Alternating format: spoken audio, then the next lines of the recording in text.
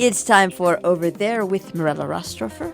Mirella is our European correspondent. She joins us weekly. She's over there somewhere. Let's see if she'll tell us where. Hi, Mirella. Where are you? How are you? It's like that game, that children's... Where's Waldo? Where's Mirella? Hi, Jill. Yes, hello. Yes, from the south of Europe, with two subjects that really attracted my attention this week. The first one is obviously a very big deal, and it's the election or not of Ursula von Leyen to lead the European Union. This is going to take place today, and it's definitely something that would shape the European Union in one way or the other.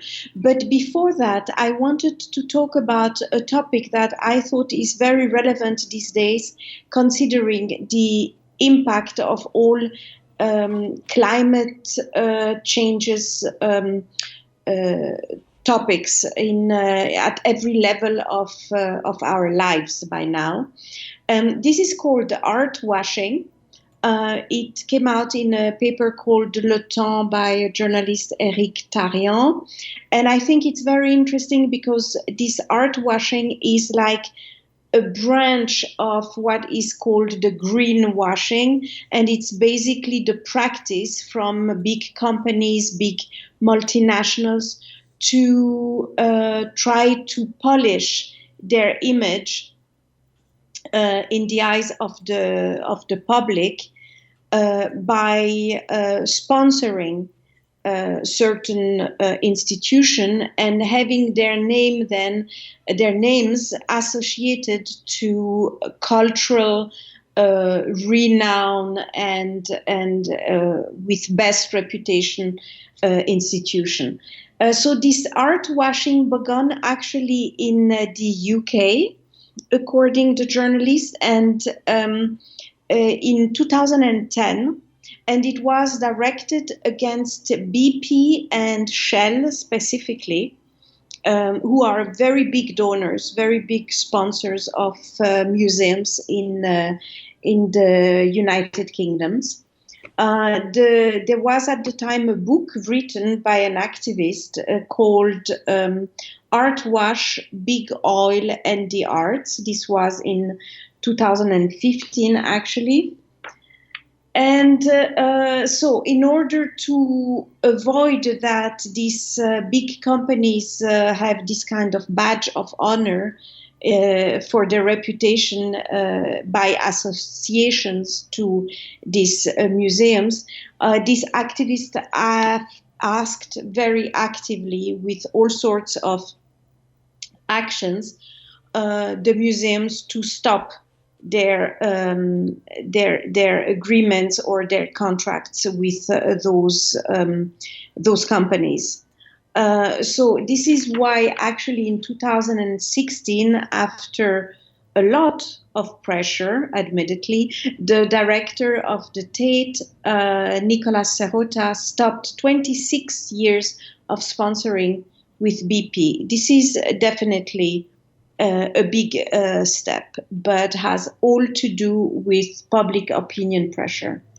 After that, the Science Museum of London did the same with the sponsoring of Shell. Apparently, there was even there some kind of influence on the museum, on an exhibition that was aiming to inform the public about climatic changes. So that was also the end of a collaboration. In 2018, the Museum Van Gogh in Amsterdam stopped also their collaboration with Shell, as well as the Mauritshuis in Netherlands also stopped with Shell. So there is definitely something moving very fast in the UK with this art washing actions. They are also apparently examples that these companies have sometimes tried to sponsor exhibitions regarding countries where they were especially criticized. So this goes in the same line of what we just said in wanting to polish a little bit their reputation in a time where maybe it's getting increasingly difficult not to be scrutinized when it comes to sponsorship. Um, there is another very important example of the National Portrait Gallery in England that had a prize called BP Portrait Award. And it looks like that contract won't be renewed as well. So now, what is exactly happening in other countries after the UK? It's France that is also fighting with this topic, and not BP and not Shell. It's more Total as a company who is sponsoring some very big museum like the Centre Pompidou or the Musée du Quai Branly, the Palais de Tokyo as well. So it's the criticism there in France from all sorts of environmental group is that if those companies continue to sponsor museums, how can we ask people to make efforts to, to lower their carbon print with such big companies not respectful of the Paris Agreement themselves. So it's a little bit of a paradox, and this is something where obviously people want to see more action. The director of the Louvre, though, interestingly enough, said that it can't take those agreements away because, I mean, that's his stance on it, because he believes that then a lot of projects would not be possible anymore because those companies obviously with their sponsorship give a substantial amount of money, and that is a substantial part of the budget of those museums. Another example in France that is also very interesting is the fact that the mayor of Paris would like to organize in 2024 Olympic Games along the Seine called carbon neutral. And that is also the reason why she does not want the money from Total, because that would be in itself a complete nonsense.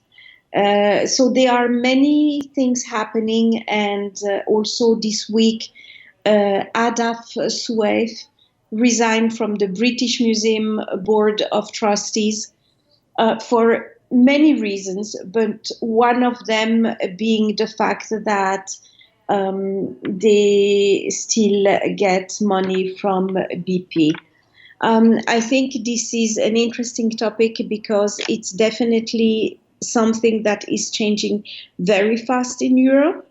It's also in the speech of Ursula von Leyen to become the European Union Commission President a topic where she specifically mentioned the fact that we will all have to change our attitude and way of traveling, for example, in order for the aim of being carbon neutral in 2050 being realized. She also wants to be the first continent in the world to be carbon neutral. This is a big challenge, one has to say, and this is obviously not her only aim. She has a few other challenges. The first one being actually elected tonight, because she needs a majority, and it's not absolutely not going to be easy, as for example the Green parties and the left parties have already decided to vote against her. She will need 374 votes on a total of 747. She has already probably all the votes of her own party, which is 182. She will need the Liberal Party, and she will need the Social Democrat Party, which is the one that is a little bit more split. The one being more on the left of the party are going to probably vote no, and the others more in the center are probably going to support her.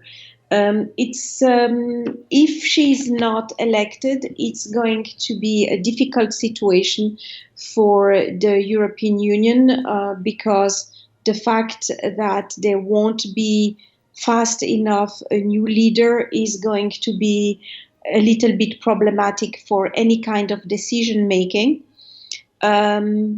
It's very interesting. She is a woman. She has also the support of many women. She definitely is a feminist. She has 7 children herself, so she does know what it takes to work hard and also have a large family. She definitely developed strong leadership while she was defense minister of Germany, and it's going to be really highly interesting to see if she's going to make it today and be the next leader of the European Union. Thank you very much, Mirella Rastorfer. Over there. My pleasure.